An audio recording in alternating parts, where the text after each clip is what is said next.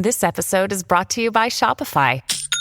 Forget the frustration of picking commerce platforms when you switch your business to Shopify, the global commerce platform that supercharges your selling wherever you sell. With Shopify, you'll harness the same intuitive features, trusted apps, and powerful analytics used by the world's leading brands. Sign up today for your $1 per month trial period at shopify.com/tech, all lowercase. That's shopify.com/tech.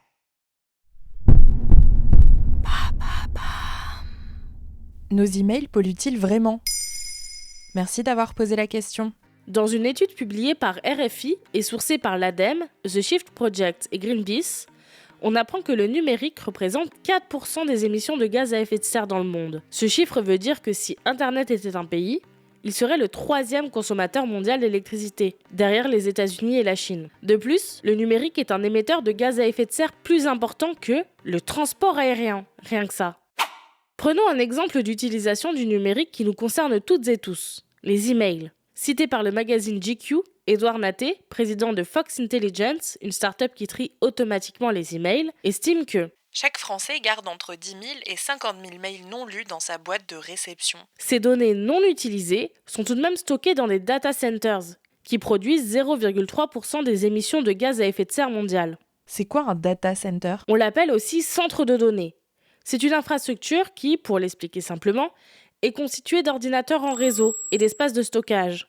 Les entreprises l'utilisent pour traiter, organiser et stocker des données numériques. Ainsi, un email que vous envoyez à votre collègue en face de vous au bureau passe d'abord par un data center, souvent situé aux États-Unis.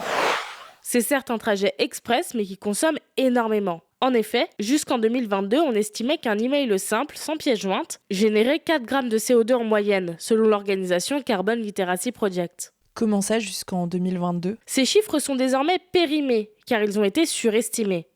En fait, suivant d'où vous envoyez le mail, ordinateur ou smartphone, à combien de destinataires et sa longueur ou ses pièces jointes, le chiffre change.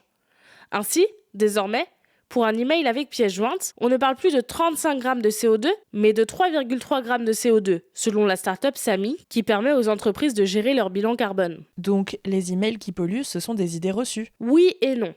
Si jusqu'à il y a peu, il y avait un consensus sur le fait que laisser sa boîte mail pleine détruisait la planète, aujourd'hui, on est plus nuancé. L'impact carbone d'un mail est extrêmement variable, comme je l'expliquais plus tôt. En fait, si les data centers consomment énormément, ce qui coûte le plus cher en carbone, c'est la fabrication des appareils qui nous servent à envoyer des mails.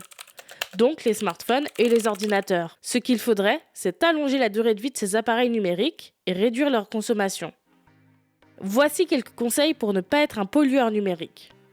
Vider votre boîte mail, c'est bien, mais les mails qui dorment ne sont pas réellement responsables des émissions. Privilégiez des appareils reconditionnés et utilisez le Wi-Fi, 20 fois moins émetteur que la 4G. De plus, si le mail peut se transformer en SMS, n'hésitez pas. Un SMS consomme 200 fois moins qu'un email. Enfin, pour les pièces jointes, utilisez le cloud et partagez un lien unique. Voilà, si nos emails polluent vraiment. Maintenant, vous savez, un épisode écrit et réalisé par Maëlle Diallo. Ce podcast est disponible sur toutes les plateformes audio. Et si cet épisode vous a plu, n'hésitez pas à laisser des commentaires ou des étoiles sur vos applis de podcast préférés.